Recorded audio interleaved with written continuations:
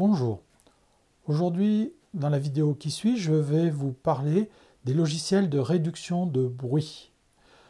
Alors effectivement, les capteurs actuels ont tendance à être de très bonne qualité, peuvent monter beaucoup plus en ISO avec un bruit qui est plus faible, mais malgré tout, les nouvelles optiques qui sortent ont tendance, pour avoir un gain de poids, à réduire les ouvertures.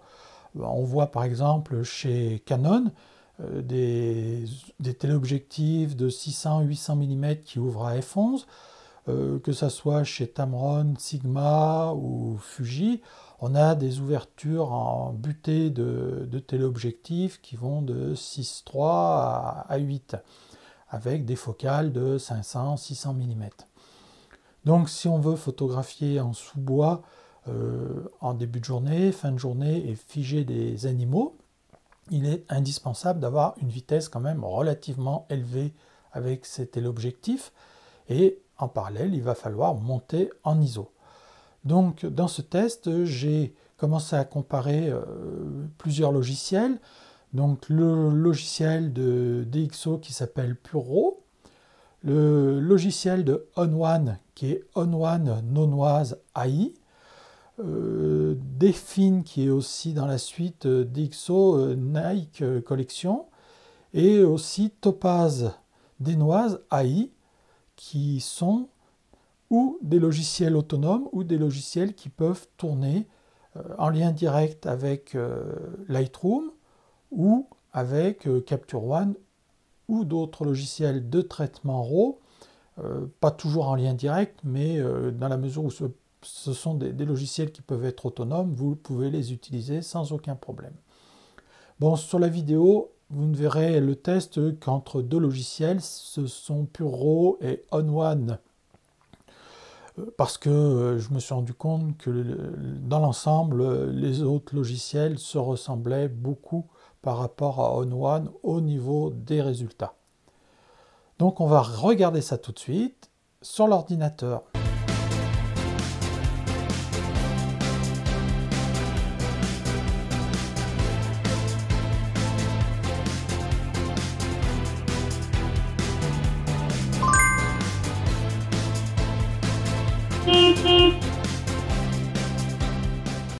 Nous allons commencer le premier traitement à partir d'une photo de 12800 ISO réalisée avec un XH2 de 40 mégapixels.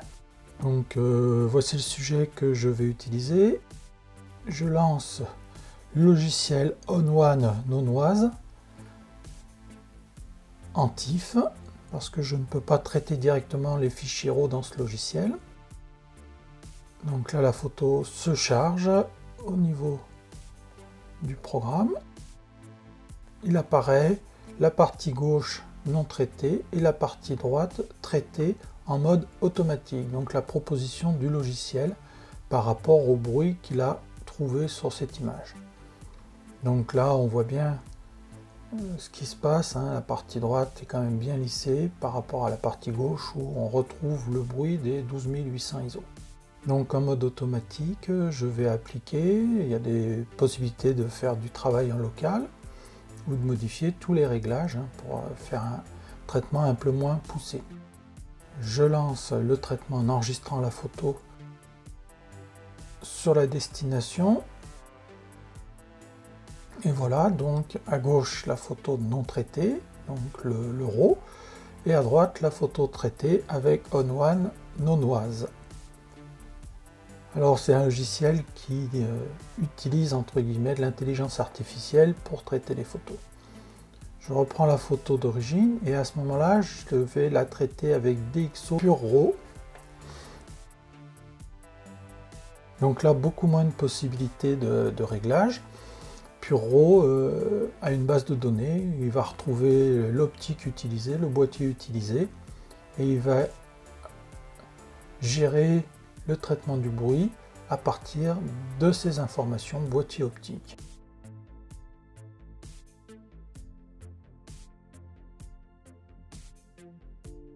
Je vais créer un fichier DNG de façon à garder le maximum d'informations après mon traitement. Ça sera une sorte de RAW que je pourrai retravailler. et je peux éventuellement changer la destination de ma photo après traitement. Donc là l'optimisation commence, hein, la barre de tâches qui défile, donc qui propose 35-36 secondes en début de traitement. Je suis sur un Mac Mini M1 16 Go de mémoire et j'arrive à un temps de traitement réel de 26 secondes. Donc il faut quand même une machine qui a certaines capacités parce que le traitement peut être très long. Donc voici les trois photos. Celle en haut à droite, photo d'origine, en haut à gauche, traité avec Pure Raw, et en bas à gauche, traité avec On1 Nonoise. Donc on vérifie bien qu'on avait le fichier d'origine à 12800 ISO, et on remarque sur le fichier traité avec On1, au-dessus de la tête, des artefacts et des défauts de traitement. La version avec Pure Raw est beaucoup moins lissée, mais on a également beaucoup plus de détails. Comme j'ai un fichier DNG, je peux réutiliser les différents profils proposés par l'appareil, ce qui n'est pas le cas avec le fichier TIFF.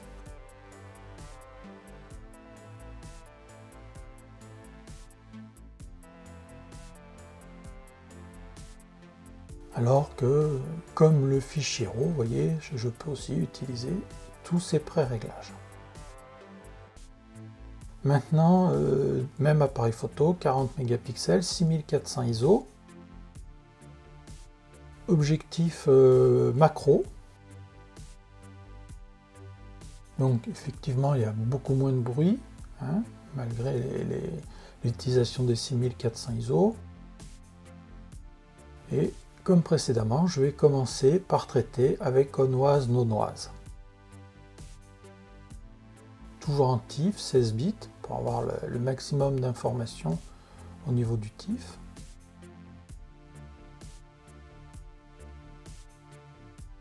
Voilà, la photo se charge dans le logiciel. Sur le même principe, je vais laisser les réglages en automatique. Je les laisse en automatique pour qu'on puisse bien comparer le travail fait par On1 et le travail fait par Pure Raw.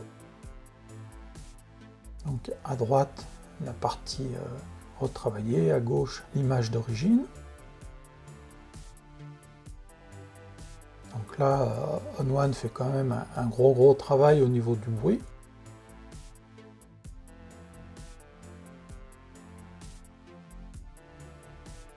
Par contre, on voit que l'image a tendance un peu à manquer de détails après le traitement.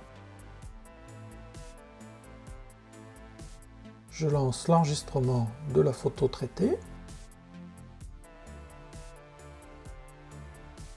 Et à présent, je vais utiliser cette même photo sur DxO Pure Raw.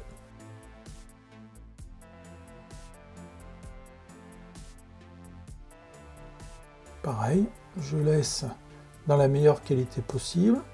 On peut éventuellement changer la destination de la photo. Je lance l'optimisation.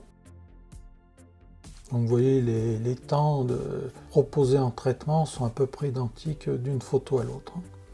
Alors c'est vrai que si on fait les autres traitements proposés, c'est-à-dire des traitements moins poussés, le temps sera beaucoup plus court.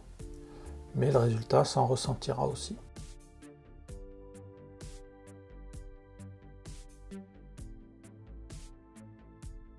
Voilà les trois images affichées. Donc à droite, en haut, la photo d'origine, en haut à gauche, la photo On1, et en bas à gauche, la photo en DNG traitée par Pure Raw. Là, l'absence de détails dans le traitement On1 est flagrant. Hein. Pure Raw garde un peu de bruit, mais dans des zones où ça ne perturbe pas. Donc on a vraiment beaucoup de détails qui reviennent à la surface quand on traite avec Pure Raw, alors qu'on a plus de lissage avec On1.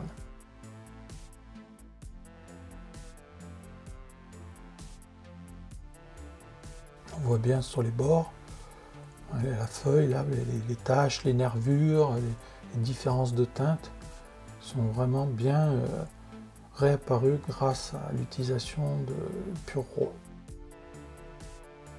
Alors maintenant, je vais reprendre la photo d'origine et je vais la débruiter avec les outils de Capture One. Vous voyez, donc l'optique est bien reconnue. Donc le traitement optique va se faire en automatique. Et je vais faire des réglages au niveau du traitement du bruit. Donc je vais pousser le traitement du bruit, augmenter les détails et réduire le bruit chromatique, parce que là j'ai pas de bruit chromatique, donc ça sert à rien de lancer un traitement là-dessus. Et maintenant la comparaison entre la photo d'origine et les différents traitements. En haut à droite on a la photo d'origine, en bas à gauche on a la photo d'origine traitée par Capture One, en haut à gauche par On One Nonoise et en bas à droite par Pure-RAW.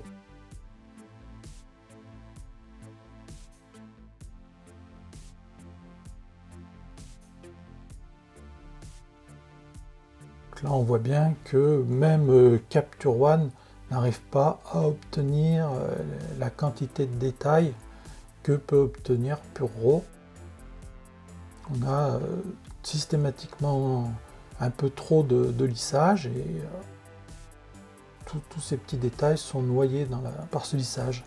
Même traitement à 125 ISO. Alors à 125 ISO, c'est pas le bruit qui va perturber la photo, mais on va quand même pouvoir constater qu'entre les trois photos, donc en haut à droite la photo d'origine, en haut à gauche la photo traitée avec On One et en bas à gauche la photo traitée avec Pure-RAW, on retrouve plein de détails au niveau de la balle, de la moustache du chien, des yeux, etc. Alors que ce même traitement sur On One va, même en améliorant un petit peu les détails, quand même lisser beaucoup certaines informations. Et là c'est flagrant au niveau de la balle. Toutes les petites nuances de couleurs qui sont présentes sur la balle sont lissées alors qu'elles sont présentes vraiment visibles sur Pure-RAW. Pure-RAW peut être aussi utilisé pour ses capacités à transcender le couple boîtier optique et à améliorer la photo avant qu'on puisse la traiter dans le logiciel de traitement d'image. Pour conclure, je dirais que même si On One ne démérite pas comme les autres logiciels, Pure-RAW est bien au-dessus de tout ce que j'ai pu voir à l'heure actuelle. L'avantage de Pure-RAW, c'est qu'on n'a pas d'intervention à faire. Il travaille à partir de sa base de données, donc prend bien en compte le couple boîtier-objectif. Il arrive à garder beaucoup de détails sans pour autant lisser les zones de bruit léger. Donc c'est vraiment pour moi le top du logiciel de débruitage. Et en plus, comme vous avez pu le voir sur le dernier test, même si on n'a pas de bruit sur la photo, il apporte quand même un plus au niveau du rendu final de l'image. Gros inconvénient, eh bien c'est un logiciel qui est très gourmand en ressources et donc il faut avoir une machine qui tourne bien pour pouvoir faire des traitements en série avec ce logiciel. Les autres sont un peu moins gourmands, mais le résultat est un petit peu en dessous. Après, si vos images restent sur un écran, vous pouvez très bien vous contenter des autres programmes. Mais si vous voulez faire de l'impression en grand format, je pense qu'il n'y a pas d'autre choix que d'utiliser Pure-RAW. Voilà, bon, ben, j'espère que ce petit test vous a apporté des réponses et je vous retrouve prochainement. Merci, au revoir.